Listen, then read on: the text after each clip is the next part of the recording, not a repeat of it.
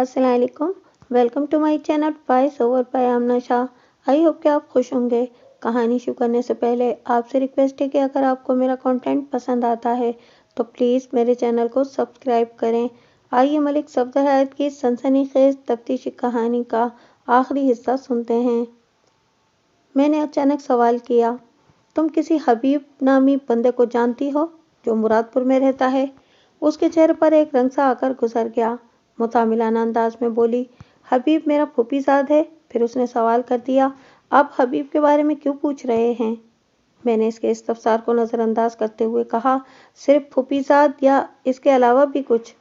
मैं इस वक्त तेज नज़र से नरगिस को घूर रहा था। मैंने इसके चेहरे को वाज़े तौर पर मुतगय्यर होते देखा। वो हिचकिचाहट भरे लहजे में बोली, कभी वो मेरा मंगेतर भी था। फिर तुम्हारी शादी चौधरी फरमान अली से हो गई। मैं बदस्तूर उसकी आंखों में देख रहा था। शादी? उसने बुरा सा मुंह बनाया। फिर इस बनावट में मजरूब बदन की तकलीफ भी शामिल हो गई। वो कराहते हुए बोली, गुंडागर्दी और बदमाशी के जोर पर अगर किसी को निकाह के लिए मजबूर करने का नाम शादी है तो आप कह सकते हैं कि 1 साल पहले चौधरी फरमान ने मुझसे शादी रचाई थी। उसका अंदाज जुमाइनी था। मैंने तीखे लहजे में पूछा, इसका मतलब है कि तुमने चौधरी फरमान अली से शादी नहीं की थी? हकीकत तो यही है। जुमला मुकम्मल करते ही उसके लबों से एक सिसकारी बरामद हुई। मैंने नरगिस को इसी कमरे में छोड़ा और हवलदार को अपने पास बुला लिया। चौधरी कुर्बान किसी पक की तरह उसके साथ चला आया। हवलदार शमशाद ने इशारों किनायों में मुझे बताया कि चौधरी फरमान के बेडरूम से कोई अहम और मुफीद सुराग हाथ नहीं लगा था। हम एक मरतबा फिर बैठक में आकर बैठ गए। चौधरी कुर्बान ने इज़्तिराबी लहजे में पूछा, थानेदार साहब, क्या नरगिस ने इकरार जुर्म कर लिया है? वो जिंदा रहेगी तो इकरार करेगी ना? क्या मतलब जी? वो उछल पड़ा। मैंने तेज नज़र से इसे घूरा और सख्त लहजे में कहा, चौधरी कुर्बान, तुम इंसान हो या जानवर? तुमने नरगिस के साथ बहुत बुरा सलूक किया है। वो जी गुस्से में हाथ कुछ ज़्यादा ही चल गया था। वो नदामत से आरी लहजे में बोला, भाई साहब के कातिल पर मुझे बहुत तेश आ गया था। मैंने कहा, वो तुम्हारे इस तेश के नतीजे में जान से भी जा सकती थी। अदमोई तो वो हो चुकी है। बहरहाल मैंने मसलहत के तकाजे निभाते हुए कहा, मैं फौरी तौर पर नरगिस को सरकारी अस्पताल में शिफ्ट कर रहा हूँ। इसका बयान और बाकी पूछताछ वहीं होगी। तुम जल्दी से किसी सवारी का बंदोबस्त कराओ। मैं चौधरी कुर्बान को बीच में लटका कर रखना चाहता था। इसे ना तो ये एहसास होता कि मैं नरगिस से कोई हमदर्दी जता रहा हूँ और ना ही वो ये महसूस कर पाता कि मैं इसे कातिल नहीं समझ रहा हूँ। वो मेरे हुक्म को मामूल की कार्रवाई समझकर फौरन बैठक से निकल गया। मैंने हवलदार शमशाद से कहा, तुम नरगिस के साथ अस्पताल जाओगे। इसे फौरी तिब्बी इमदाद मिलनी चाहिए। इसके साथ ही 2 होशियार किस्म के कांस्टेबल इसकी निगरानी पर मामूर कर दो। मुझे उम्मीद तो नहीं कि ये अस्पताल से फरार होने की कोशिश करेगी, लेकिन एहतियात ज़रूरी है। चौधरी कुर्बान का अगरचे शक चंद फीसद भी दुरुस्त है तो हमें बहुत मोहतात रहना पड़ेगा। मैं अच्छी तरह समझ गया मलिक साहब, हवलदार ने इस बात में सर हिलाते हुए कहा। मैंने मजीद कहा, तुम अस्पताल से फारिग होने के बाद थाने चले जाना। मुझे अभी इस हवेली में रुकना होगा। चौधरी फरमान की दूसरी 2 बीवियों और घरेलू मुलाजमीन के बयान कलमबंद करना है। शमशाद ने मुझे यकीन दिलाया कि मैं थाने और अस्पताल की तरफ से कतई बेफिक्र हो जाऊं। थोड़ी देर बाद चौधरी कुर्बान अली ने एक टांगे का इंतज़ाम कर दिया। वो अपने किसी आदमी के साथ जाना चाहता था, लेकिन मैंने सख्ती से मना कर दिया। हवलदार मेरा इशारा पाकर उठा और जख्मी नरगिस को टांगे में सवार करा के अस्पताल की जानिब रवाना हो गया। इसी अस्पताल की सिमत जहां कुछ देर पहले शैतान सिर्फ चौधरी फरमान की लाश पोस्टमार्टम के लिए भेजी गई थी। हवलदार शमशाद के जाने के बाद मेरी फरमाइश पर चौधरी कुर्बान मुझे अपनी बड़ी भाभी रशीदा के पास ले गया। रशीदा का कमरा चौधरी फरमान की ख्वाबगाह से मगरबी सिमत वाक़ था। वहां तक रसाई के लिए हमने फरमान अली की ख्वाबगाह को टच नहीं किया, बल्कि कुर्बान अली बरामदे के रास्ते मुझे उधर ले गया। वो बरामदा किसी हद तक अंग्रेजी के हर्फ यू से मुशाबा था, जो चौधरी फरमान, उसकी पहली बीवी रशीदा और दूसरी बीवी रुखसाना के कमरों को कवर करता था। इनके कमरों का एक एक दरवाज़ा इस बरामदे में खुलता था। मुझे रशीदा के कमरे में ले जाने से कबल कुर्बान ने उसे मेरे बारे में आगाह कर दिया था। मैंने दरवाज़ा बंद नहीं किया, लेकिन कुर्बान को कमरे के अंदर रुकने की इजाज़त भी नहीं दी। वो बहालत मजबूरी बुरा सा मुँह बनाकर दरवाजे के बाहर मुंडा डालकर बैठ गया। मैंने सोच लिया कि वो हमारी गुफ्तगू का एक लफ्ज भी नहीं सुन सकेगा। रशीदा बेगम की उम्र लगभग 55 बरस रही होगी। वो भारी जुस्से की एक खामोश तबे औरत थी। ये मुझे मालूम हो चुका था कि रशीदा की बेऔलादी के सबब चौधरी फरमान ने दूसरी शादी की थी। अब वो किसी अज़ुए मुअत्तल की तरह अपने कमरे में पड़ी रहती थी।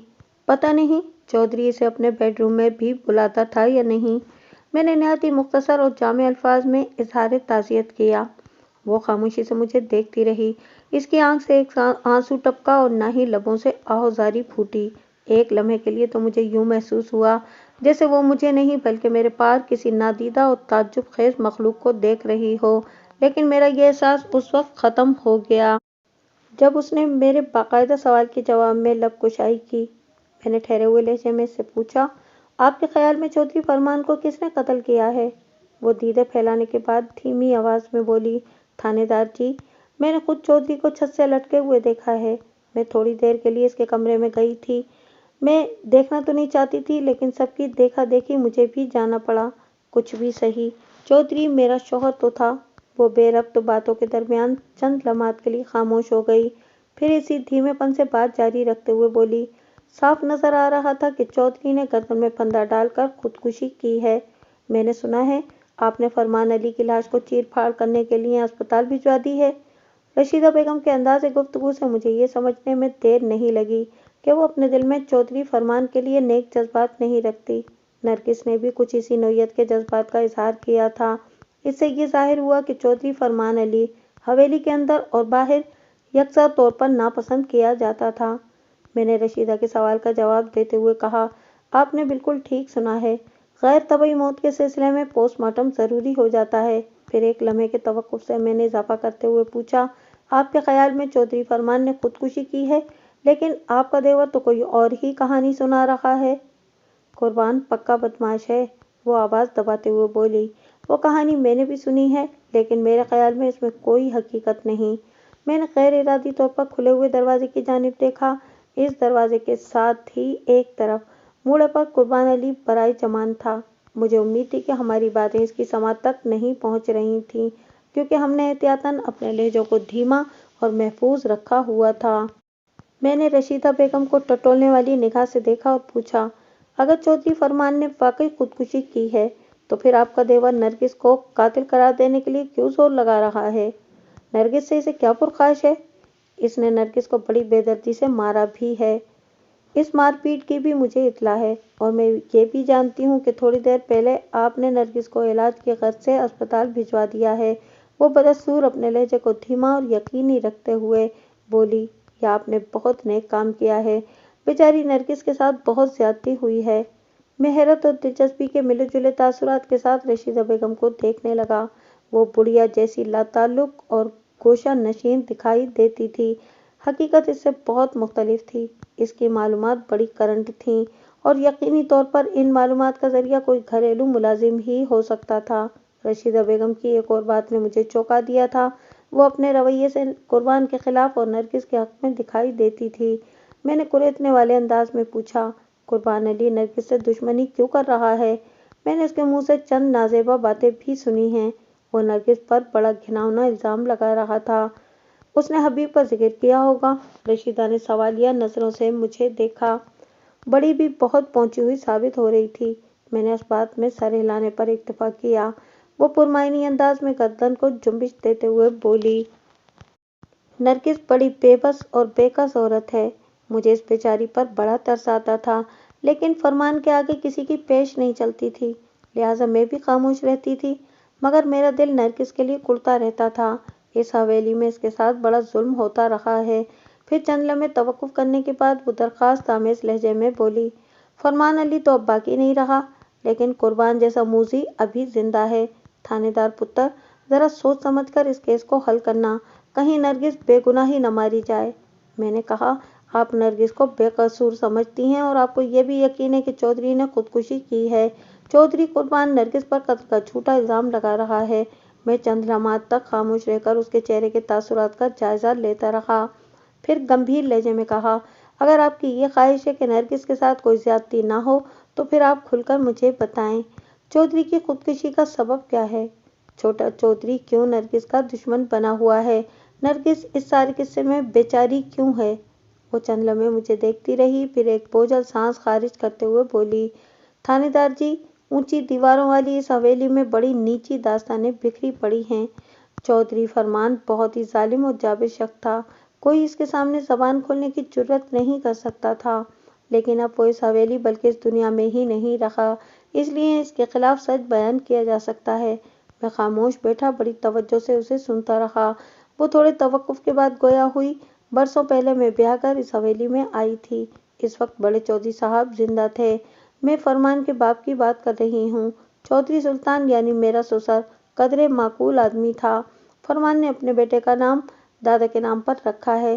وہ ذرا رکی اور پھر اپنی بات جاری رکھتے ہوئے بتانے لگی، جب کئی برس گزر جانے کے بعد بھی میری گود ہری نہ ہوئی تو چودھری فرمان نے دوسری شادی کے لیے پر تولنا شروع کر دی ہے۔ میں اس کی ضد کا مقابلہ نہیں کر سکتی تھی، اس لیے خاموش رہنے ہی میں عافیت جانی۔ چنانچہ چودھری نے رخسانہ سے شادی کر لی۔ اس واقعے سے میرے دل پر جو بیتی اس کا احوال جاننے کے لیے چودھری کے پاس وقت تھا اور نہ ہی کسی اور کے پاس فرصت۔ بہرحال وہ چند ثانیے خاموش رہنے کے بعد دوبارہ کہنے لگی، رخسانہ کے بطن سے چودھری کی 2 اولادیں ہوئیں، سلطان اور فرزانہ پیدا ہوئیں۔ اب ماشاء اللہ سلطان تو جوان ہو چکا ہے، فرزانہ ابھی 8 سال کی تھی۔ بیٹا بیٹی کے ہوتے ہوئے کوئی نہیں کہہ سکتا تھا کہ چودھری تیسری شادی کا ارادہ باندھے گا، لیکن وہ اس کام میں کود پڑا اور نرگس سے زبردستی نکاح کر کے اسے حویلی میں ڈال لیا۔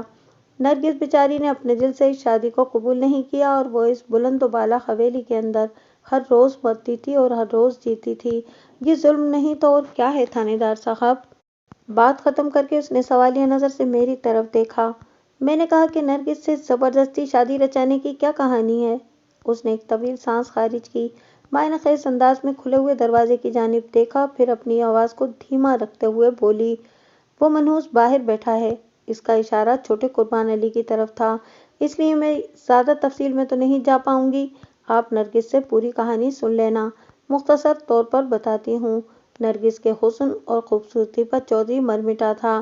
اس نے نرگس کو اپنی راہ پر لانے کی کوشش کی، لیکن خلاف توقع نرگس نے اس کا ہاتھ جھٹک دیا اور چودھری کو خوب کھری کھری سنائی۔ چودھری جیسے جابر شخص کے لیے یہ کسی بے عزتی سے کم نہیں تھا۔ چودھری نے چند روز بعد نرگس کو اغوا کروا لیا، پھر اس کے والدین کو بھی وہیں بلا لینے اور بندوقوں کے سائے میں چودھری کے ایما پر نرگس کا نکاح اس سے پڑھوا دیا گیا۔ چودھری نے نرگس کو اس کے ماں باپ کے حوالے سے اتنی سنگین دھمکی دی تھی کہ وہ مجبور ہو گئی اور لگ بھگ 1 سال سے وہ اس حویلی میں مجبوری کی زندگی گزار رہی ہے، بلکہ تھی۔ اب تو مجبوری کرنے والا جابر باقی ہی نہیں رہا۔ وہ خاموش ہوئی تو میں سوچ میں پڑ گیا۔ رشیدہ بیگم نے نرگس کے لیے معمولی لڑکی کے الفاظ استعمال کیے تھے۔ تھوڑی دیر پہلے چودھری قربان علی اسے نیچ ذات سے تعبیر کر چکا تھا۔ اس حوالے سے میں نے سے سوال کیا تو اس نے بتایا کہ نرگس ایک انتہائی غریب گھرانے سے تعلق رکھتی ہے۔ اس کا باپ شوکت حسین مراد پور کا جولایا ہے، کمل کیچڑ میں اور گلاب کانٹوں میں کھلتا ہے۔ قدرت نے اگر نرگس کو بے حد حسین و جمیل بنایا ہے تو اس میں بیچاری کا کیا قصور ہے؟ وہ اپنے خاندانی پس منظر سے کیوں کر چھٹکارا حاصل کر سکتی ہے؟ یہ تو آپ بالکل ٹھیک کہہ رہی ہیں، میں نے پرسوچ انداز میں کہا۔ میں نے اگرچہ نرگس کو بڑی قسم پرسی کی حالت میں دیکھا ہے، لیکن میں دعوے سے کہہ سکتا ہوں کہ اس کی خوبصورتی میں کوئی کلام نہیں۔ وہ خاموشی سے مجھے تکنے لگی۔ میں نے پوچھا، یہ چھوٹا قربان علی کیوں ہاتھ دھو کر نرگس کے پیچھے پڑا ہوا ہے؟ وہ اسے فرمان علی کی قاتل ثابت کرنے کے لیے پورا زور لگا رہا ہے۔ یہ اپنے بھائی سے کچھ کم نہیں۔ وہ نفرت زدہ نظر سے دروازے کی جانب دیکھتے ہوئے بولی، اپنے خاندان کی اونچ نامی کا اسے بڑا خیال ہے۔ یہ کسی بھی طور پر نرگس کو حویلی میں لانے کے حق میں نہیں تھا۔ ٹاٹ میں مخمل اور مخمل میں ٹاٹ کے پیوند کی باتیں کر رہا تھا، لیکن بڑے بھائی کے سامنے اس کی ایک نہ چلی۔ پھر نرگس کے یہاں آتے ہی ان دونوں میں سرد جنگ کا آغاز ہو گیا تھا۔ وہ فرمان علی کو اپنا شوہر تسلیم کرنے کو تیار نہیں تھی اور گاہے بگاہے اپنی نفرت کا اظہار بھی کرتی رہتی تھی۔ جواب میں قربان علی اسے موری کی اینٹ کی چوبارے میں چنائی کے طعنے دیتا رہتا تھا۔ الغرض ان دونوں میں خدا واسطے کا بیر تھا۔ رشیدہ نے اپنے تئیں بھرپور وضاحت کرنے کی کوشش کی تھی، لیکن سچی بات تو یہ ہے کہ میری تسلی نہ ہو سکی۔ یا تو رشیدہ بیگم نے مجھ سے کچھ چھپانے کی کوشش کی تھی یا پھر وہ بھی بہت سی باتوں سے بے خبر تھی۔ بہرحال میں نے اس حوالے سے اسے زیادہ کریدنا ضروری نہ سمجھا اور چودھری فرمان علی کو فوکس کرتے ہوئے پوچھا، اب ذرا چودھری کی خودکشی کا سبب بھی بتا دیں۔ آپ کا دعویٰ ہے کہ چودھری کو قتل نہیں کیا گیا بلکہ اس نے اپنے ہاتھوں خود کو موت کے حوالے کیا ہے۔ کیا آپ نے اسے چھت سے لٹکے ہوئے نہیں دیکھا؟ دیکھا ہے، میں نے اس بات میں جواب دیا۔ وہ بولی، اگر آپ نے دیکھا ہے تو نرگس جیسی تھان پان عورت کو بھی بغور دیکھا ہوگا۔ کیا نرگس کے لیے یہ ممکن ہے کہ وہ چودھری کی گردن میں پھندر ڈال کر اسے چھت سے ٹانگ دے اور کسی کو کانوں کان خبر بھی نہ ہو؟ یہ اتنا آسان کام تو نہیں تھانے دار صاحب۔ وہ ایک لمحے کو رکی، پھر بات جاری رکھتے ہوئے بولی، اگر واقعی نرگس نے یہ کام کیا ہوتا تو میرا خیال ہے کہ وہ بڑے فخر سے اپنے کارنامے کا اقرار کر لیتی۔ آپ کا زیادہ زور اس بات پر ہے کہ یہ قتل نرگس نے نہیں کیا بلکہ چودھری فرمان علی نے خودکشی کی ہے۔ میں نے نہایت ہی سنجیدہ لہجے میں دریافت کیا، لیکن میں یہ جاننا چاہتا ہوں کہ چودھری فرمان جیسے بااختیار آدمی کو اچانک خودکشی کرنے کی ضرورت کیوں پیش آ گئی؟ وہ کچھ نہیں بولی، خاموشی سے مجھے تکتی رہی۔ میں نے پراسرار لہجے میں کہا، آپ نے میری بات کا جواب نہیں دیا۔ وہ تامل کرتے ہوئے گمبھیر آواز میں بولی، تھانے دار صاحب، میرے خیال میں فرمان علی نے اچانک خودکشی نہیں کی بلکہ وہ یہ کام قسطوں میں کر رہا تھا۔ چھت سے لٹکنا تو اس زنجیر کی آخری کڑی ہے۔ میں کچھ سمجھا نہیں، میں نے متعجب لہجے میں کہا۔ وہ وضاحت کرتے ہوئے بولی، تھانے دار صاحب، اگر آپ خریداری کے لیے کسی بڑی دکان پر جائیں اور وہاں کوئی انتہائی حسین اور خوشنما شے آپ کو پسند آ جائے اور آپ اسے پیک کروا لیں، پھر جب ادائیگی کا وقت آئے تو جیب میں ہاتھ ڈالنے پر آپ کو پتہ چلے کہ آپ کے تو پلے ہی کچھ نہیں، تصور کریں اس موقع پر آپ کو کتنی شرمندگی ہوگی۔ میں حیران و پریشان اس تجربے کار بڑھیا کو دیکھنے لگا۔ وہ اپنی بات کو آگے بڑھاتے ہوئے بولی، چودھری بھی نرگس جیسی حسین اور جوان لڑکی کو اٹھا کر حویلی میں لے آیا تھا، لیکن یہاں پہنچ کر اسے احساس ہوا کہ اس کے پلے تو کچھ بھی نہیں ہے۔ اس کے بعد وہ ہر روز ندامت کا سامنا کرتا رہا اور آخرکار اس نے روز روز کی خفت سے چھٹکارا حاصل کرنے کے لیے خودکشی کر لی۔ آپ میری بات تو سمجھ رہے ہیں نا؟ میں نے اس بات میں گردن ہلائی اور کہا، کسی شوہر کے بارے میں اس کی بیوی کا بیان بڑی اہمیت کا حامل ہوتا ہے۔ میں آپ کی بات کو رد نہیں کر سکتا، لیکن میرے جملہ مکمل ہونے سے پہلے ہی وہ قطع کلامی کرتے ہوئے بولی، تھانے دار صاحب، میں تو چودھری فرمان کی صرف نام کی بیوی بن کر رہ گئی تھی۔ رخسانہ سے شادی کے بعد وہ کچھ عرصے تک مجھ پر مہربان رہا، پھر رفتہ رفتہ اس کی پوری توجہ رخسانہ پر مرکوز ہو گئی۔ میں نے چودھری کی جس خامی کا ذکر کیا ہے وہ تو 1 سال پہلے مجھے رخسانہ نے بتائی تھی، جب چودھری نے زبردستی نرگس سے شادی رچائی تھی۔ رخسانہ کی بات سن کر مجھے حیرت تو ہوئی تھی، لیکن اس کے ساتھ ہی اس بات کا افسوس بھی ہوا کہ نرگس کے ساتھ زیادتی در زیادتی ہو رہی ہے۔ میں نے تعجب خیز نظر سے رشیدہ بیگم کو دیکھا اور کہا، آپ کا اور رخسانہ کا دعویٰ اپنی جگہ، لیکن چودھری نے جانتے بوجھتے اتنا بڑا قدم کیوں اٹھایا کہ اسے کسی قسم کی ندامت کا سامنا کرنا پڑے؟ ہوس اور ہرس کی ابتدا تو ہوتی ہے لیکن انتہا کوئی نہیں ہوتی، تھانے دار صاحب۔ وہ فلسفیانہ انداز میں بولی، چودھری فرمان علی بلا کا حریص اور ہوس پرست تھا۔ اس نے کسی قسم کے سنگین نتائج کی پرواہ کیے بغیر نرگس سے زبردستی شادی رچا کر اسے حویلی میں ڈال لیا تھا۔ رشیدہ بیگم سے ہونے والی گفتگو میں روانی اور تسلسل نہیں تھا۔ وہ بہت ہی زیادہ کمزور اور بالکل ضعیفہ تھی، رک رک کر بولتی اور تھک کر خاموش ہو جاتی۔ 55 سال اتنی بھی زیادہ عمر نہیں ہوتی، لیکن چودھری کے ناروا سلوک اور ازدواجی بے توجہی نے وقت سے پہلے اسے ضعیف اور ناتواں بنا دیا تھا۔ وہ کسی عضو معطل کی طرح حویلی کے ایک کمرے میں پڑی رہتی تھی۔ اس کی صحت اور ظاہری حالت سے مجھے لگا کہ اگر وہ کچھ عرصہ مزید اسی کیفیت میں رہی تو بہت جلد جنت مکانی ہو جائے گی۔ میں اس کی بے ربط اور شکستہ باتوں کو ایک ترتیب سے آپ کی خدمت میں پیش کر رہا ہوں تاکہ آپ کو کسی ذہنی الجھن کا سامنا نہ کرنا پڑے۔ رشیدہ کے پاس سے اٹھنے سے قبل میں نے اس سے پوچھا کہ یہ حبیب نامی بندے کا کیا قصہ ہے؟ چودھری قربان علی کا دعویٰ ہے کہ نرگس نے حبیب کی مدد سے چودھری فرمان کو قتل کیا ہے۔ وہ بکواس کرتا ہے۔ اس نے ناپسندیدہ نظر سے کھلے ہوئے دروازے کو دیکھا اور بولی، حبیب بیچارہ بہت ہی سیدھا سادہ اور اپنے کام سے کام رکھنے والا بندہ ہے۔ وہ رشتے میں نرگس کا پھوپھی زاد ہے۔ نرگس کا باپ حبیب کا ماموں لگتا ہے۔ نرگس اور حبیب کی منگنی ہو چکی تھی، مگر چودھری فرمان نے شبخون مارا اور نرگس کو زبردستی اغوا کر کے اس سے شادی کر لی۔ ظاہر ہے حبیب چودھری فرمان کا کچھ نہیں بگاڑ سکتا تھا، لہٰذا زہر کا گھونٹ اور خون کے آنسو پی کر خاموش ہو گیا۔ حبیب کے حوالے سے نرگس کو قتل کے کیس میں ملوث کرنا چھوٹے چودھری کے سازشی ذہن کا کارنامہ ہے، ورنہ حبیب اس حویلی میں قدم رکھنے کی جرأت نہیں کر سکتا۔ قتل وتل تو بہت دور کی بات ہے تھانے دار صاحب، آپ مراد پور جائیں تو حبیب سے ضرور ملیں، آپ کو میری بات کا یقین آ جائے گا۔ تھوڑی دیر بعد میں چودھری فرمان کی دوسری بیوی یعنی رخسانہ کے پاس بیٹھا اظہار تعزیت کر رہا تھا۔ چودھری فرمان چاہے جیسا بھی تھا لیکن اس کی موت پر لواحقین سے ہمدردی کا اظہار کرنا میرا فرض تھا۔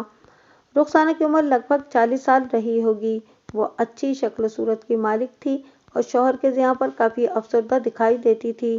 چودھری کی موت کے حوالے سے اس سے کوئی مفید بات معلوم نہ ہو سکی۔ اس نے نہ تو نرگس کو قاتل ٹھہرایا اور نہ ہی چودھری کی خودکشی پر زور دیا۔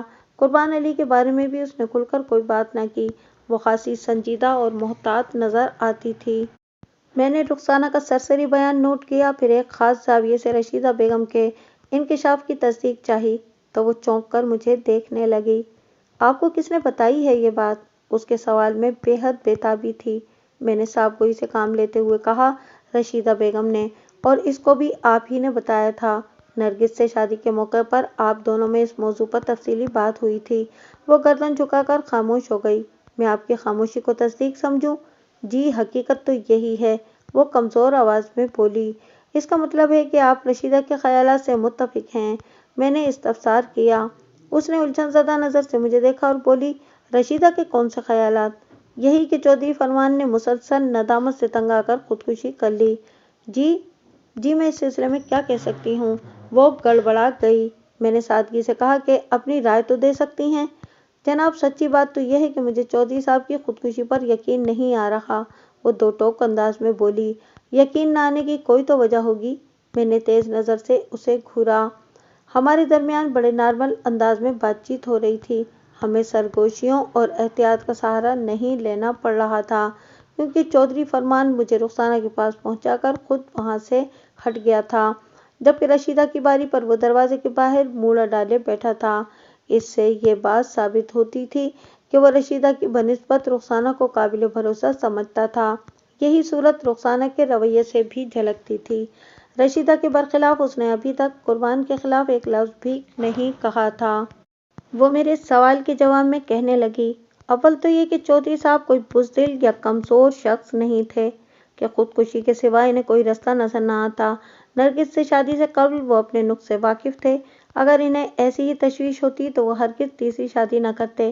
وہ ذرا دیر کے لیے خاموش ہوئی، پھر بات جاری رکھتے ہوئے کہنے لگی، میں مانتی ہوں کہ نرگس سے انہوں نے زبردستی شادی کی تھی، اس میں نرگس کی مرضی شامل نہیں تھی، اس لیے وہ ان سے اکھڑی اکھڑی اور بیزار رہتی تھی۔ بعض اوقات تو وہ اپنی نفرت کا برملا اظہار بھی کر دیتی تھی، لیکن اس کا یہ مطلب نہیں کہ چودھری صاحب اس سے دبنے لگیں اور اپنی کسی خامی کے باعث مجبور ہو کر خودکشی کر لیں۔ میں چودھری فرمان کی فطرت سے اچھی طرح واقف ہوں، اگر اس حوالے سے نرگس نے انہیں کچھ طعنہ دیا ہوتا تو وہ اپنی جان ختم کرنے کے بجائے نرگس کو زندہ گاڑ دیتے۔ میں بڑی گہری نظر سے رخسانہ کے چہرے کے تاثرات نوٹ کر رہا تھا۔ میں نے محسوس کیا تھا کہ وہ چودھری فرمان علی کے لیے اپنے دل میں ہمدردی اور حمایت کے جذبات رکھتی تھی۔ شاید اس کی وجہ یہ رہی ہو کہ چودھری اس کے 2 بچوں کا باپ تھا۔ بچوں والی بیوی ویسے بھی بھاری ہوتی ہے، شوہر کی نظر میں اس کی قدر و قیمت کچھ زیادہ ہوتی ہے۔ رخسانہ رشیدہ پر سوتن آئی تھی اور نرگس رخسانہ پر۔ نرگس اور رشیدہ کے دل میں چودھری کے لیے نفرت ہی نفرت تھی، جبکہ رخسانہ اس سلسلے میں اپنے سینے میں اس کے لیے نرم گوشہ رکھتی تھی۔ نرگس کی نفرت، ناپسندیدگی اور بیزاری تو سمجھ میں آنے والی بات تھی۔ چودھری نے اس کی مرضی کے خلاف زبردستی اغوا کے بعد اس سے شادی کی تھی۔ عورت اپنے ساتھ ہونے والی زیادتی کو بھول سکتی ہے، مگر وہ اپنے پندار کو لگنے والے ٹھیس کو کبھی فراموش نہیں کرتی۔ چودھری فرمان علی نے نرگس کے ماں باپ کو بندوقوں کے نشانوں پر رکھ کر اسے گھٹنے ٹیکنے پر مجبور کیا تھا۔ وہ اپنے والدین کی زندگی کے لیے چودھری سے شادی کرنے پر نکاح کرنے پر مجبور ہو گئی تھی، تاہم اس مرحلے سے گزرتے ہوئے اس کا دل خون ہو گیا تھا۔ دل سے اس نے کبھی چودھری فرمان کو اپنا شوہر تسلیم نہیں کیا، وہ ایسا کر ہی نہیں سکتی تھی۔ اس کے معصوم دل میں تو چودھری نے اپنی شیطانیت کے خونی پنجے گاڑ رکھے تھے۔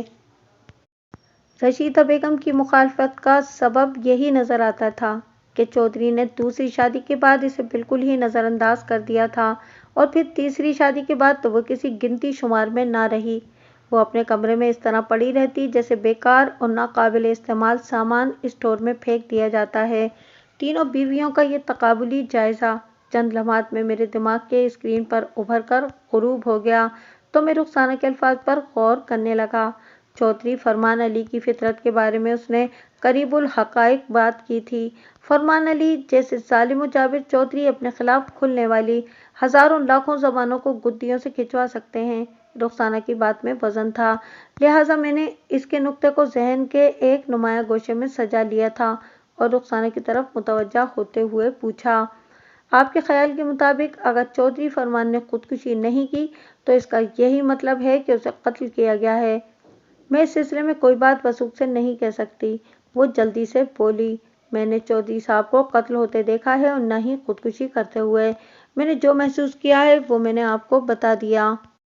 اس کا انداز بہت ڈپلومیٹک تھا، یا تو وہ تھی ہی اتنی سادہ یا پھر وہ بہت بڑی فنکارہ تھی۔ میں نے اسے گھسنے کی خاطر کہا، رشیدہ بیگم نے اپنے بیان میں مجھے بتایا ہے کہ چودھری فرمان نے خودکشی کی ہے اور یہ کہ نرگس پر قتل کا الزام بالکل جھوٹا اور بے بنیاد ہے۔ کیا رشیدہ نے چودھری صاحب کو پھانسی لگتے اپنی آنکھوں سے دیکھا ہے؟ وہ چبھتے ہوئے لہجے میں بولی۔ میں نے ٹھوس الفاظ میں کہا، بالکل نہیں۔ پھر اضافہ کیا، اسی طرح چودھری قربان کا دعویٰ ہے کہ فرمان علی نے خودکشی نہیں کی بلکہ نرگس نے اپنے آشنا حبیب کی مدد سے اسے قتل کر کے چھت سے لٹکایا ہے، حالانکہ اس نے نرگس یا حبیب کو یہ کام کرتے ہوئے نہیں دیکھا۔ وہ میری بات کی گہرائی میں پہنچتے ہوئے بولی، آپ تھانے دار ہیں، اس الجھی ہوئی گتھی کو سلجھانا آپ کا کام ہے۔ میں اس سلسلے میں کیا کہہ سکتی ہوں؟ میں تو ہر الجھن کو سلجھن میں بدل ہی لوں گا۔ میں نے سوچ میں ڈوبے ہوئے لہجے میں کہا، آپ حبیب کے بارے میں کیا کہتی ہیں؟ میں اس بندے کے بارے میں کیا کہہ سکتی ہوں؟ وہ برا سا منہ بناتے ہوئے بولی، سنا ہے وہ نرگس کا منگیتر تھا اور اس کا کوئی قریبی رشتہ دار بھی ہے۔ کیا وہ کبھی اس حویلی میں بھی آ چکا ہے؟ نہیں، وہ قطعیت سے بولی، گزشتہ روز اسے حویلی کے آس پاس کہیں دیکھا گیا ہو۔ میں اس سلسلے میں کچھ نہیں جانتی، میں حویلی سے باہر نہیں جاتی ہوں۔ میں نے یہ سوال اس لیے کیا تھا کہ قربان علی حبیب کو نرگس کا شریک جرم قرار دے رہا تھا، تو پھر آپ یہ سوال قربان ہی سے کریں۔ وہ اکتاہٹ آمیز لہجے میں بولی، میں نے جو پتا تھا وہ آپ کو بتا دیا ہے۔ میں نے آج تک اس شخص کی شکل نہیں دیکھی اور نہ ہی اس سے کسی قسم کی مجھے دلچسپی ہے۔ میں نے چند لمحے خاموش رہنے کے بعد کہا، میں نے جائے وقوع کا تنقیدی اور تفصیلی جائزہ لیا ہے اور 3 دروازوں کی حقیقت کے بارے میں بھی مجھے بتایا گیا ہے۔ چودھری فرمان کی مرضی کے بغیر کوئی بیوی اس کی خوابگاہ میں داخل نہیں ہو سکتی تھی کیونکہ وہ تمام دروازوں کو اندر سے مقفل رکھتا تھا۔ کیا یہ بات بالکل درست ہے؟ آپ کو بالکل ٹھیک بتایا گیا ہے، اس نے اس بات میں جواب دیا۔ میں نے کہا، رشیدہ بیگم کی زبانی مجھے پتہ چلا ہے کہ وہ کئی برسوں سے چودھری کی تنہائی میں نہیں گئی تھی۔ آپ سے شادی کے کچھ عرصے بعد فرمان علی نے اسے فراموش کر دیا تھا اور اس کی ساری توجہ آپ ہی پر مرکوز ہو کر رہ گئی تھی۔ یہ بات ایک حد تک درست ہے، لیکن اس میں رشیدہ کی خرابی صحت کا بھی ہاتھ تھا۔ رخسانہ نے سنجیدگی سے کہا، وہ بہت زود حس اور جذباتی عورت ہے۔ چودھری صاحب کی مجھ سے شادی کو وہ برداشت نہ کر سکی اور کچھ ہی عرصے بعد بیمار پڑ گئی۔ پھر اس کی بیماری بلکہ بیماریاں رفتہ رفتہ بڑھنے لگیں اور اب وہ بیماریوں کا کارخانہ بن چکی ہے۔ آپ نے اس کی حالت تو دیکھی ہی ہوگی۔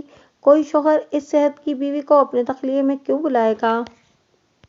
میں نے رخسانہ کی آنکھوں میں دیکھتے ہوئے سوال کیا، کیا نرگس کے آنے کے بعد چودھری فرمان کا رویہ پہلے والا ہی رہا یا اس میں کوئی تبدیلی رونما ہوئی؟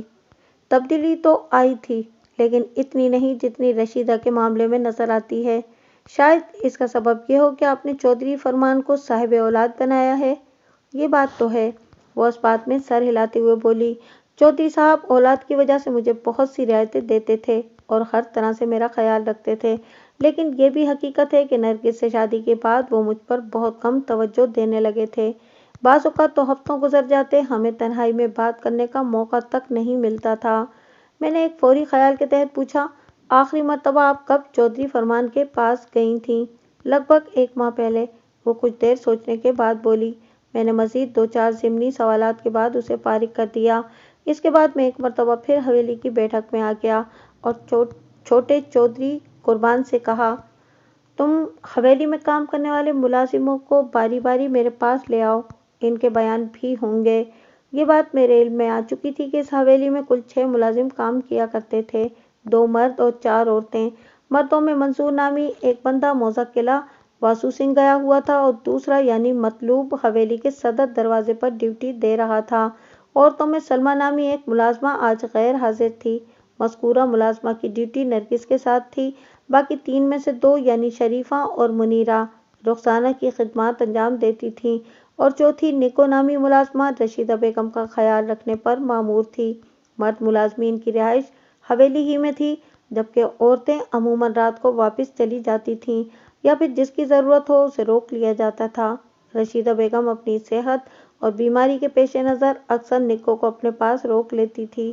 کبھی کبھار رخسانہ بھی 2 میں سے کسی ایک کو رکنے کے لیے کہہ دیتی تھی۔ البتہ نرگس نے اپنی خادمہ سلمیٰ کو کبھی نہیں روکا تھا۔ جاگیروں اور حویلیوں میں عام طور پر ایسا نہیں ہوتا۔ دسیوں ملازم 24 گھنٹے چودھریوں اور وڈیروں کی خدمت کے لیے ہاتھ باندھے کھڑے رہتے ہیں۔ بعض اوقات یہ تعداد درجنوں تک پہنچ جاتی ہے، لیکن موضع احمد نگر کے چودھری فرمان علی کا دستور نرالا تھا۔ اس حویلی کے اندر جو کچھ ہو رہا تھا، وہ چاہے معمول سے کتنا بھی ہٹ کر کیوں نہ ہو، چودھری کے منشا کے مطابق ہو رہا تھا۔ مجھے سوچ میں ڈوبا دیکھ کر اس نے پوچھا، پہلے کس کو لاؤں جناب؟ جس کو بھی لے آؤ، میں نے کہا، لیکن اس کام میں تاخیر نہ کرنا، مجھے واپس بھی جانا ہے۔ وہ ایک مرتبہ پھر میری خاطر تواضع کے لیے زور مارنے لگا۔ تھانے دار صاحب، کھانے کا وقت ہے، اگر آپ مجھے تھوڑی سی خدمت کا موقع دیں تو نوازش ہوگی جناب کی۔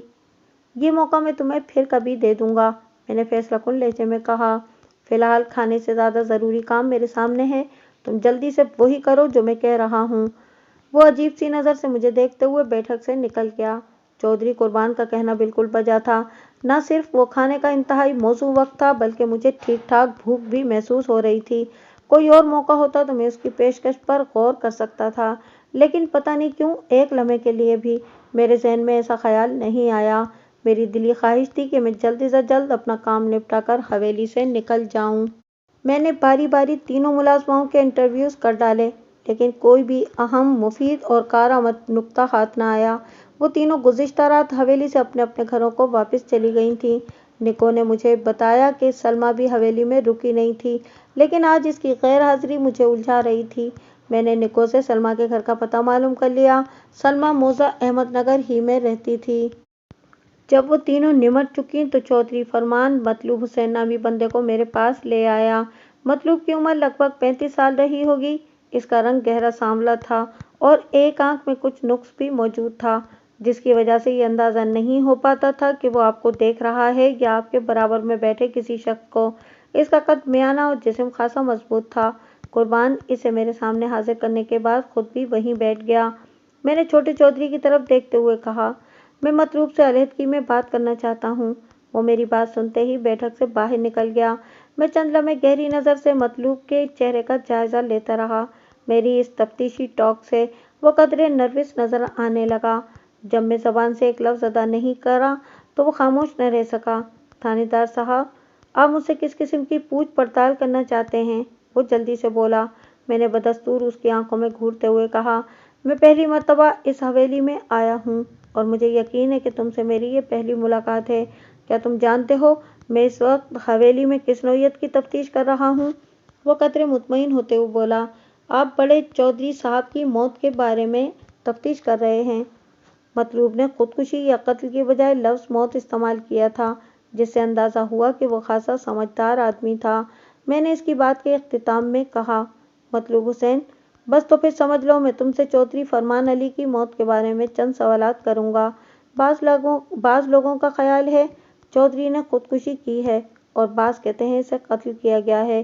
تمہارا کیا خیال ہے؟ وہ تامل کرتے ہوئے بولا، میں نے خود چودھری صاحب کو چھت سے لٹکے ہوئے دیکھا ہے، جس سے ظاہر تو یہی ہوتا ہے کہ انہوں نے خودکشی کی ہے۔ اب اگر کسی نے انہیں مارنے کے بعد پھانسی کے انداز میں چھت سے ٹانگ دیا ہو تو الگ بات ہے۔ میں اس سلسلے میں کچھ نہیں کہہ سکتا۔ میں تو یہی محسوس کرتا ہوں کہ انہوں نے خودکشی کی ہے۔ اللہ بخشے، چودھری صاحب کے بغیر یہ حویلی یتیم ہو کر رہ گئی ہے۔ مطلوب حسین کے ان چند جملوں سے مجھے یہ سمجھنے میں دیر نہیں لگی کہ اسے چودھری کی موت سے دکھ پہنچا تھا، اور یہ کہ وہ اسے خودکشی کا ایک واقعہ سمجھ رہا تھا۔ اس کی رائے کم و بیش چودھری کی بڑی بیگم رشیدہ سے ملتی جلتی تھی۔ بات کے اختتام پر مطلوب نے گردن جھکا لی اور افسوسناک انداز میں سر جھٹکنے لگا۔ میں نے اسے مخاطب کیا، مطلوب حسین، چھوٹے چودھری قربان کا دعویٰ ہے کہ نرگس نے اپنے کسی معاون کی مدد سے چودھری فرمان کو موت کے گھاٹ اتار کر چھت سے لٹکایا ہے۔ تم اس بارے میں کیا کہتے ہو؟ میں اپنے خیالات سے آپ کو آگاہ کر چکا ہوں جناب۔ میں نے نرگس کے معاون کے بارے میں پوچھا ہے، میں نے وضاحت کرتے ہوئے کہا۔ قربان علی کا خیال ہے کہ نرگس کا سابق منگیتر حبیب اس واردات میں ملوث ہے۔ تم حبیب کے بارے میں کیا جانتے ہو؟ کچھ بھی نہیں۔ وہ نفی میں سر ہلانے کے بعد دوسری طرف دیکھنے لگا۔ میں نے اسے کبھی دیکھا نہیں، صرف نام ہی سنا ہے، یا اتنا پتا ہے کہ وہ کبھی چھوٹی بیگم صاحبہ کا منگیتر تھا۔ تم اس بات سے تو انکار نہیں کرو گے کہ چودھری فرمان نے زبردستی نرگس سے شادی کی تھی؟ میں نے ٹھہرے ہوئے لہجے میں دریافت کیا۔ وہ محتاط نظر سے دائیں بائیں دیکھتے ہوئے بولا، آپ ٹھیک کہہ رہے ہیں۔ شروع ہی سے مطلوب کا انداز مجھے شک میں ڈال رہا تھا۔ وہ قدرے سیما ہونے کے ساتھ ساتھ خاصا گڑبڑایا ہوا بھی تھا۔ میں نے اس کے چہرے پر نگاہ جماتے ہوئے کہا، تمہارے ساتھ کیا مسئلہ ہے مطلوب حسین؟ مسئلہ؟ وہ گھبرائی ہوئی نظر سے مجھے تکنے لگا۔ ایسی تو کوئی بات نہیں جناب، میں نے زور دے کر کہا۔ کوئی نہ کوئی بات تو ضرور ہے، تم مجھے نارمل نظر نہیں آ رہے۔ اس دوران میں بغور اس کے چہرے کا جائزہ بھی لے رہا تھا۔ وہ بوکھلاہٹ آمیز لہجے میں بولا، جناب بات دراصل یہ ہے کہ چھوٹے چودھری صاحب کی وجہ سے میں خوف زدہ ہوں۔ وہ ایک مرتبہ پھر بیٹھک کے دروازے کو دیکھنے لگا، جیسے اسے خدشہ ہو کہ قربان وہیں کہیں آس پاس موجود ہے جو فوراً آ کر اس کی گردن دبوچ لے گا۔ میں نے استفسار کیا، تم قربان سے خوف زدہ کیوں ہو؟ وہ متعاملانہ انداز اختیار کرتے ہوئے بولا، چودھری قربان اس واقعے کو قتل کا رنگ دینا چاہتے ہیں۔ اگر انہیں پتہ چل گیا کہ میں اسے خودکشی سمجھتا ہوں تو وہ میری چمڑی ادھیڑ کر رکھ دیں گے۔ میں آپ سے بھی منت کرتا ہوں، آپ چھوٹے چودھری صاحب کو کچھ نہ بتائیں، ورنہ خواہ مجھ غریب کی شامت آ جائے گی۔ اس وضاحت کے بعد اس کی بوکھلاہٹ اور پریشانی میری سمجھ میں آ گئی۔ چودھری فرمان اور قربان جیسے سپاک لوگوں سے ہر کوئی ڈرتا ہے، اور گھریلو ملازم تو خاص طور پر بہت سہمے رہتے ہیں۔ میں نے قدرے مہربان نظر سے مطلوب کو دیکھا اور تسلی بخش لہجے میں کہا، تم اس سلسلے میں بالکل بے فکر ہو جاؤ، ہمارے درمیان ہونے والی گفتگو چھوٹے چودھری تک نہیں پہنچے گی، تم ہر بات وضاحت سے بیان کر سکتے ہو۔ وہ قدرے مطمئن اور پرسکون دکھائی دینے لگا، کنکھیوں سے بیٹھک کے دروازے کو دیکھتے ہوئے بولا، آپ کی بڑی مہربانی ہے جی۔ مطلوب حسین کی سوچ اور خیالات چودھری قربان کی مخالفت میں محسوس کرتے ہوئے میں نے اسے گھسنے کا فیصلہ کیا۔ مجھے نظر آنے لگا تھا اس سے کوئی مفید بات معلوم ہو سکتی تھی۔ مطلوب حسین، میں نے بڑی نرمی سے اسے مخاطب کیا، یہ بات تم بھی اچھی طرح جانتے ہو کہ چھوٹا چودھری نرگس کو قتل کے چکر میں ڈالنے کی کوشش کر رہا ہے، ورنہ یہ تو سیدھا سادہ خودکشی کا کیس نظر آ رہا ہے۔ آخری جملہ میں نے اس کے خیالات کی ترجمانی کے طور پر کہا تھا۔ وہ سوالیہ نگاہ سے مجھے دیکھنے لگا۔ میں نے اس کی آنکھوں میں ایک بے نام سا اضطراب ہلکورے لیتا محسوس کیا۔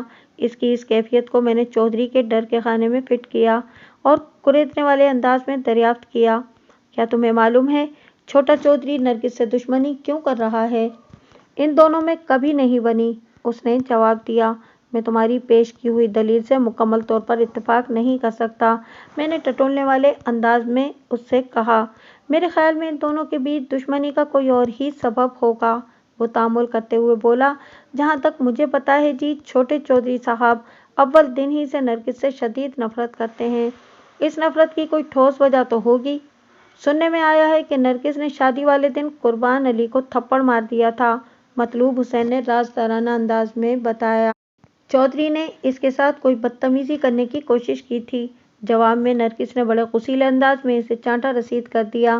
چودھری قربان علی تلملا کر رہ گیا، لیکن بڑے بھائی کی وجہ سے اسے خاموش رہنا پڑا۔ چودھری فرمان علی کے سامنے سب کا پتا پانی ہو جاتا تھا۔ नरगिस ब्याह कर इस हवेली में आ गई, लेकिन कुर्बान अली ने उसे कभी भाभी तस्लीम नहीं किया और न ही उसका जायज़ एहतराम दिया। भाई के सामने वो मजबूर हो जाता। पीठ पीछे से नरगिस की बुराई करते हुए सुना और देखा गया है। मैंने पुरसोच अंदाज में कहा, हालात कुछ कुछ वाज़ेह होते जा रहे हैं। कुर्बान अली की नरगिस से दुश्मनी की वजह समझ में आने लगी है। वैसे नरगिस ने शादी वाले रोज़ कुर्बान की बदतमीजी के जवाब में जो कारनामा अंजाम दिया, मैं उसकी हिमायत करता हूँ। चौधरी कुर्बान इसी किस्म के सलूक का मुस्तहिक था। मैंने थोड़ा तवक्कुफ करके मतलूब हुसैन को गहरी नज़र से देखा और कतरे सरगोशियाना अंदाज में पूछा, मतलूब, तुम्हारा क्या ख्याल है, इस केस में चौधरी कुर्बान का हाथ हो सकता है? क्या मतलब जी? उसने चौंक कर मुझे देखा। मैंने कहा, मतलब ये कि चौधरी ने सारा काम तो खुद किया हो और नरगिस को कुर्बानी का बकरा बनाकर इस पर इल्ज़ाम डालने की कोशिश कर रहा हो। आप बड़ी खतरनाक बातें कर रहे हैं जनाब। वो सहमी हुई मगर चौकन्ना नज़रों से मुझे देखता हुए बोला। मैंने ठहरे हुए लहजे में कहा, खतरनाक सही, लेकिन हकीकत से करीब तर तो महसूस हो रही है ना। तुम क्या कहते हो, क्या ऐसा होना मुमकिन नहीं है जो मैं सोच रहा हूँ? वो एक छुरछुरी लेते हुए बोला, होने को तो सब कुछ हो सकता है, लेकिन आप इस सिलसिले में मुझे माफ़ी रखें तो मुझ पर बड़ा एहसान होगा आपका। तुम क्यों मरे जा रहे हो मतलूब हुसैन? मैंने उसकी हालत के पेश नज़र कहा। वो मतोहिश नज़र से बैठक के दरवाजे की तरफ देखते हुए बोला, जनाब, आप तो यहाँ थानेदार हैं, जो चाहें सोच सकते हैं, जैसा चाहें बोल सकते हैं, लेकिन मैं बहुत गरीब मिस्कीन आदमी हूँ। अगर छोटे चौधरी साहब के कानों में भनक भी पड़ गई कि मैं किसी हवाले से इनके खिलाफ सोच रहा हूँ, तो वो मुझे भूखे कुत्तों के सामने डाल देंगे। आप इन्हें जानते नहीं हैं। अच्छी तरह जान गया हूँ मतलूब हुसैन, मैंने सनसनाते हुए लहजे में कहा, और रही सही कसर तुम्हारी इन डरी सहमी बातों और खौफजदा चेहरे ने पूरी कर दी है, मगर शायद तुम मुझसे वाकिफ नहीं हो। मेरा नाम मलिक सफदर हयात है। मैं कुर्बान अली जैसे चौधरियों की दहशत को जूते की नोक पर रखता हूँ। पैदा करने वाले की कसम है, अगर कुर्बान अली इस केस में मुलविस हुआ तो मैं इसका वो हशर करूँगा जो तुम लोगों ने कभी नहीं देखा होगा। वो सरासीमा निगाह से यकटुक मुझे तके जा रहा था। मैंने इजाफा करते हुए ठोस लहजे में कहा, अगर तुम लोगों को चौधरी कुर्बान से ज़रा भी हमदर्दी है तो दुआ करो चौधरी फरमान की मौत खुदकुशी साबित हो, वरना। मैंने दानिस्ता जुमला अधूरा छोड़ दिया। वो कमज़ोर लहजे में बोला, मलिक साहब, आप अपनी तफ्तीश को जैसे चाहें आगे बढ़ाएं, वो आपका कानून और आपका मामला है, लेकिन मैं एक मर्तबा फिर हाथ जोड़कर आपसे दरख्वास्त करूँगा, चौधरी साहब तक ये बात नहीं पहुँचना चाहिए कि मैंने उनके खिलाफ आपसे कुछ कहा है। बात के इख्तिताम पर मतलूब हुसैन ने बाकायदा हाथ जोड़ दिए। मैंने तसल्ली आमेज़ लहजे में कहा, तुम खामखा परेशान होते हो। मैं तुमसे वादा कर चुका हूँ कि चौधरी के सामने तुम्हारा नाम नहीं आएगा। वो बड़ी शद्दोमत से मेरा शुक्रिया अदा करने लगा। मजीद 10 मिनट तक मैं इससे मुख्तलिफ सवालात पूछता रहा, जिनमें हबीब का ख़ास तौर पर जिक्र आया। उसने बताया कि वक़ुआ की रात या इससे पहले कभी उसने मज़कूरा बंदे को हवेली के अंदर या आसपास या हवेली के नज़दीक नहीं देखा था। मतलूब हुसैन के मुताबिक हवेली में वो 2 मुख्तलिफ किस्म की खिदमत अंजाम देता था। इसकी कोई मखसूस ड्यूटी नहीं थी। इसे जो हुक्म दिया जाता था वो बजा लाता। मैंने फारिग करने से पहले उसे ताकीद की कि अगर वो हवेली के अंदर या बाहर कोई काबिल ज़िक्र और अहम बात महसूस करे तो किसी दूसरे से जिक्र करने के बजाय वो फ़ौरन मुझे बताए। इसने वादा किया कि वो मेरी हिदायत पर अमल करेगा। मतलूब हुसैन काम का बंदा दिखाई देता था। हवेली से रुखसत होने से पहले मैंने कुर्बान अली को चंद अहम बातें ज़हन नशीन कराईं, जिनमें मंजूर की वापसी के बाद इसे फ़ौरन थाने भेजना ताकि उसका बयान लिया जाए और बग़ैर इतला हवेली के मकीनों का अहमदनगर से बाहर न जाना शामिल था। उसने हैरत से मुझे देखा और पूछा, थानेदार साहब, क्या मुझे भी कहीं आने जाने के लिए आपसे इजाज़त लेना होगी? क्या तुम इस हवेली के मकीनों में शामिल नहीं हो? मैंने तेज़ नज़र से घूरा। वो जुज़बुज़ होते हुए बोला, मैं तो यहाँ का मालिक हूँ जनाब। मैं तुम्हारी मिल्कियत पर शक कर रहा हूँ और ना ही इसे छीनने का कोई इरादा है। मैंने डांट आमेज़ लहजे में कहा, इस हवेली में बसने वाले तमाम मुलाजिम और मालिक मकीन ही कहलाएंगे और सबके लिए मेरा यकसां हुक्म है। अहमदनगर से बाहर जाने के लिए इन्हें पेशगी थाने में इतला देना होगी। ये तो बड़ा अजीब व गरीब हुक्म है जनाब। वो उखड़े हुए लहजे में बोला, तुम इसे सिर्फ एक हुक्म समझो, अजीब व गरीब के चक्करों में ना उलझो। फिर मैं इसे इसके हाल पर छोड़कर थाने आ गया। اسی شام میں نرگس کو دیکھنے اسپتال جانے کا ارادہ کر ہی رہا تھا کہ منظور تھانے آ گیا۔ چودھری کا یہ ملازم آج صبح سلطان اور فرزانہ کو ان کے باپ کی موت کی خبر دینے موزہ قلعہ واسو سنگھ گیا تھا۔ واسو سنگھ میں چودھری فرمان کا سالہ چودھری کرمداد رہتا تھا۔ میں نے منظور کو فوراً اپنے کمرے میں بلا لیا۔ وہ پستہ قامت کا مالک ایک نہایت ہی ہوشیار بندہ تھا۔ اس کی آنکھوں سے چالاکی ٹپکتی تھی اور نشست و برخاست سے بھی وہ خاصا مستعد نظر آتا تھا۔ میں نے بغور اس کا جائزہ لینے کے بعد استفسار کیا، تم قلعہ واسو سنگھ سے کب واپس آئے ہو؟ 1 گھنٹہ پہلے آیا ہوں سرکار، وہ چہک کر بولا۔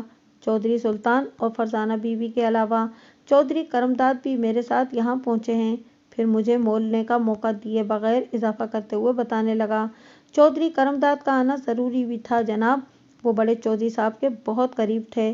میں نے اس کے تبصرے اور تجزیے کو نظر انداز کرتے ہوئے موجودہ حالات کے بارے میں مختلف سوالات کیے۔ چودھری فرمان کی خودکشی یا قتل کے بارے میں گھما پھرا کر اس سے پوچھ گچھ کی۔ جلدی مجھے اندازہ ہو گیا کہ وہ چودھری قربان کے کیمپ کا آدمی تھا۔ اس کا خیال بھی یہی تھا کہ نرگس نے اپنے آشنا حبیب کے تعاون سے چودھری فرمان کو ٹھکانے لگا کر چھت سے لٹکا دیا ہوگا۔ مطلوب حسین کے برخلاف منظور قربان کا حامی دکھائی دیتا تھا۔ میں نے ماتھے پر بل ڈال کر اس سے پوچھا، کیا تم نے نرگس یا حبیب کو یہ واردات کرتے ہوئے اپنی آنکھوں سے دیکھا ہے؟ دیکھا تو نہیں جی، پر حالات و واقعات اسی جانب اشارہ کرتے ہیں، وہ بوکھلائے ہوئے انداز میں بولا۔ میں نے پوچھا، تم کن حالات و واقعات کا حوالہ دے رہے ہو؟ وہ جی نرگس بیوی کے کمرے کا دروازہ کھلا تھا، وہ تأمل کرتے ہوئے بولا۔ صبح انہوں نے مجھے بتایا کہ بڑے چودھری صاحب نے چھت سے لٹک کر خودکشی کر لی ہے۔ مجھے اس بات کا ذرا یقین نہ آیا۔ میں دوڑا چودھری صاحب کے پاس پہنچا۔ اللہ بھلا کرے، وہ اس وقت سو رہے تھے۔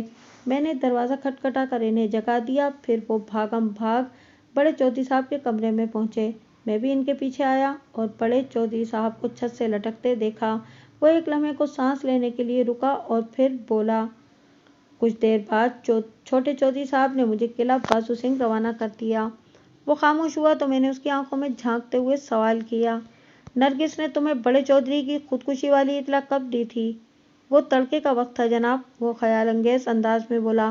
میرا خیال ہے کہ صبح کے 7 بجے ہوں گے۔ کیا تم نے اسی وقت چودھری فرمان کی خوابگاہ میں جھانک کر دیکھا تھا؟ نہیں سرکار، اس نے نفی میں گردن جھٹکی، میں بعد میں چھوٹے چودھری صاحب کے ساتھ وہاں پہنچا تھا۔ میں چند لمحہ سوچتی اور کھوجتی ہوئی نظر سے اسے دیکھتا رہا اور پھر گمبھیر لہجے میں بولا، تمہارا خیالات چودھری قربان سے بہت زیادہ ملتے ہیں، کیا اس نے تمہیں یہ بیان رٹوایا ہے؟ وہ نگاہ چراتے ہوئے بولا، ایسی تو کوئی بات نہیں جناب۔ اس کے انداز نے بتا دیا کہ بالکل ایسی ہی بات ہے۔ میں نے ذرا مختلف زاویے سے سوال کیا، منظور، چودھری قربان کی طرح تم بھی کہہ رہے ہو کہ نرگس نے اپنی سابق منگیتر کے تعاون سے چودھری فرمان کو ٹھکانے لگا کر پھانسی کا رنگ دیا ہے؟ اس کا واضح مطلب یہی ہے کہ تم حبیب نامی شخص کو اچھی طرح جانتے ہو۔ بڑی اچھی طرح جناب، وہ بے حد وثوق سے بولا۔ وہ بہت ہی خطرناک بندہ ہے، مجھے تو حیرت ہے کہ آپ نے ابھی تک اسے گرفتار کیوں نہیں کیا؟ میں نے تسلی آمیز لہجے میں کہا، اگر ضرورت محسوس ہوئی تو میں پہلی فرصت میں حبیب کو گرفتار کر لوں گا۔